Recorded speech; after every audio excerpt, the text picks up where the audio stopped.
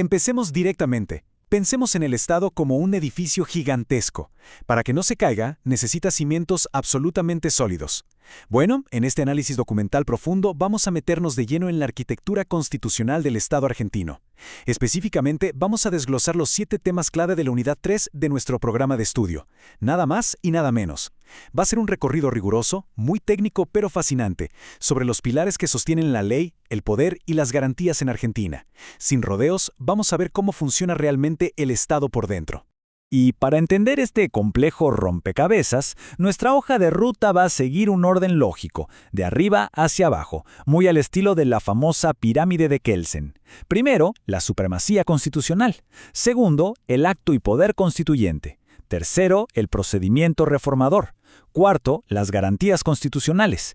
Quinto, el poder legislativo. Y por último, sexto, el poder ejecutivo y el judicial. Número 1. La supremacía constitucional. O lo que es lo mismo, la mismísima cima de la pirámide.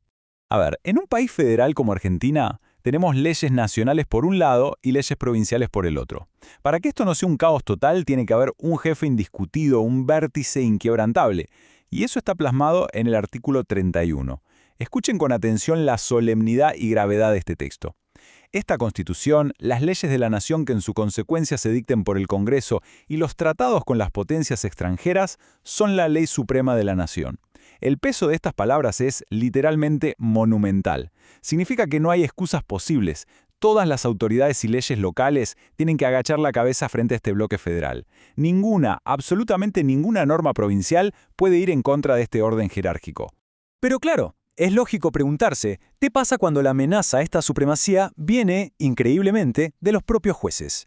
Bueno, acá entra en escena una herramienta brillante y muy estricta, la doctrina de la arbitrariedad. Es un mecanismo jurisprudencial desarrollado por la Corte Suprema que sirve básicamente para anular sentencias que no tienen sentido, que ignoran la ley vigente o que son puro capricho del juez de turno. Es nuestra garantía definitiva de que incluso dentro de los mismísimos estrados judiciales, la Constitución sigue mandando sobre todas las cosas. Pasemos al punto 2, el acto y poder constituyente, el momento fundacional del Estado. O sea, para que exista un documento supremo, primero alguien tuvo que tener el poder de escribirlo, ¿verdad? Y aquí es vital hacer una distinción técnica entre el hecho histórico y la facultad legal. Por un lado, tenemos el acto constituyente. En Argentina, esto no fue un solo día aislado donde se juntaron a firmar un papel.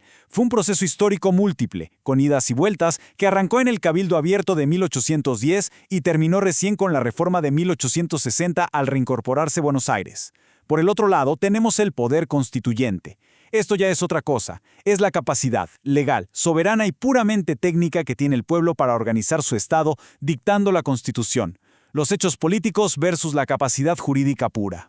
Y ojo, porque este poder legal se divide en 2 categorías drásticamente distintas. Está el poder originario, que es el que da nacimiento al Estado desde cero. Este poder es en teoría jurídicamente ilimitado, sencillamente porque todavía no hay ninguna ley previa que lo frene. Pero una vez que el Estado ya existe, pasamos al poder derivado.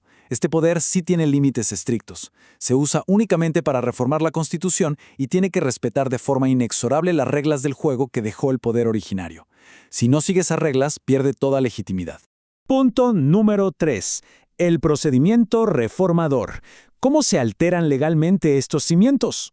Ya sabiendo que hay límites, ¿cómo cambiamos legalmente la ley suprema sin romper la estructura del país? Bueno, se hace mediante un proceso hiperestructurado de 3 etapas. Arrancamos con la etapa preconstituyente, orientada a conseguir el consenso político plural en la sociedad. Pero atención acá, el verdadero filtro, el obstáculo monumental, es la etapa electoral, fijada por el artículo 30. Acá el Congreso tiene que declarar la necesidad de la reforma con una mayoría absoluta, muy rigurosa. 2/3 partes de sus miembros. Repito, 2/3. Recién si logran sortear esa barrera gigante, se puede pasar a la tercera etapa, donde una convención especial entra en acción para debatir y aprobar las modificaciones. Al estudiar la estructura de esta convención reformadora, nos damos cuenta de que el sistema es muy rígido por una buena razón. Una vez convocada, esta asamblea no puede hacer lo que se le dé la gana. Solo puede debatir y modificar aquellos puntos específicos que el Congreso le habilitó previamente.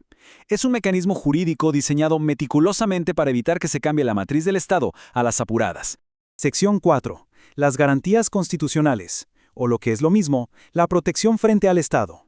Bajemos un poco en la pirámide y pasemos del macroestado a la esfera individual.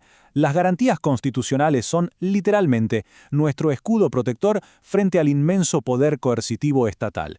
Y el corazón palpitante de este escudo es el artículo 18. Las palabras acá tienen una gravedad técnica absoluta. Ningún habitante de la nación puede ser penado sin juicio previo fundado en ley anterior al hecho del proceso. El domicilio es inviolable.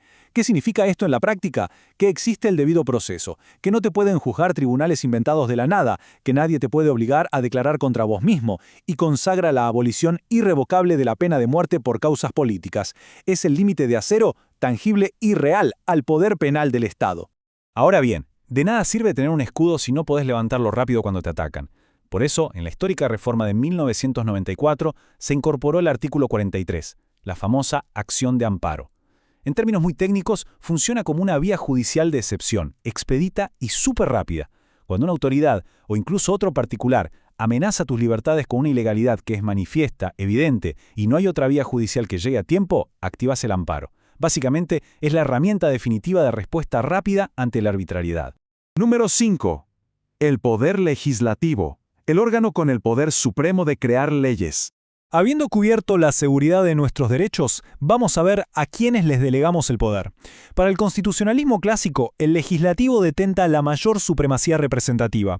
Y acá hay que marcar un antes y un después tremendo con la reforma del 94. Antes, fíjense, cada provincia mandaba solo 2 senadores que eran elegidos de manera indirecta por las legislaturas locales. Pero el nuevo artículo 54 pateó el tablero, amplió el número a 3 senadores por provincia y sumó a la ciudad de Buenos Aires, garantizando expresamente 2 bancas para la mayoría y 1 para la primera minoría. Y el detalle vital, instituyó la elección directa. Ahora este órgano responde directamente a la voluntad popular en las urnas. Pero el verdadero músculo de este poder está enumerado en el larguísimo artículo 75. Destaquemos lo más importante. El inciso 12 le da la facultad exclusiva de redactar nuestra legislación de fondo, o sea, los códigos civil, comercial y penal. El 13 regula todo el comercio entre provincias. Pero escuchen bien esto, porque el inciso 22 es una locura de importancia jurídica. Le permite al Congreso otorgar jerarquía constitucional a tratados internacionales de derechos humanos. Literalmente, toma un instrumento internacional y lo sube al escalón más alto de nuestra pirámide. Y así llegamos al sexto y último punto de la unidad, el ejecutivo y el judicial, la ejecución y el control del Estado.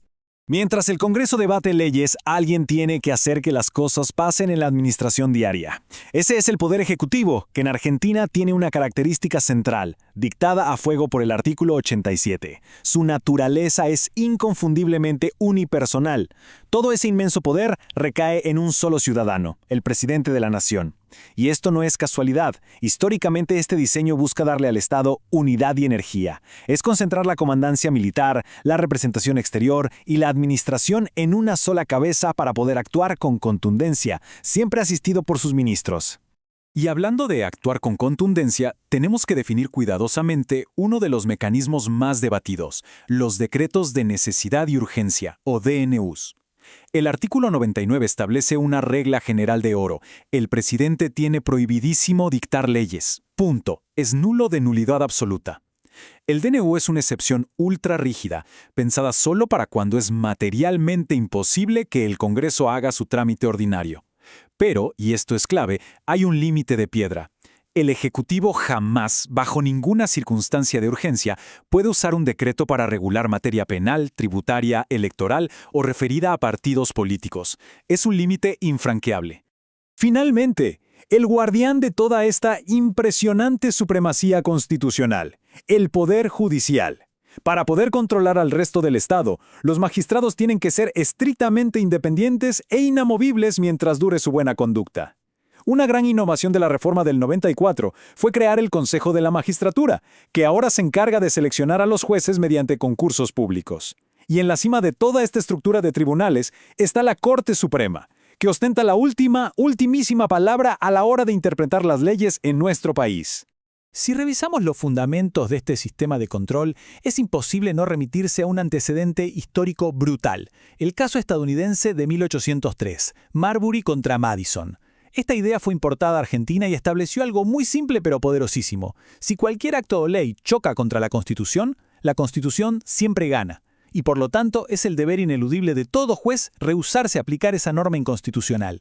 Así es como la justicia mantiene el orden en el Estado. Así que, después de desarmar y analizar toda la arquitectura del Estado argentino, emerge un dilema institucional muy profundo para reflexionar. Vimos que la Constitución reina como una ley rígida, absoluta y suprema sobre todo el ordenamiento legal. Pero también aprendimos que su existencia y su modificación dependen al final del día de la voluntad y las mayorías políticas.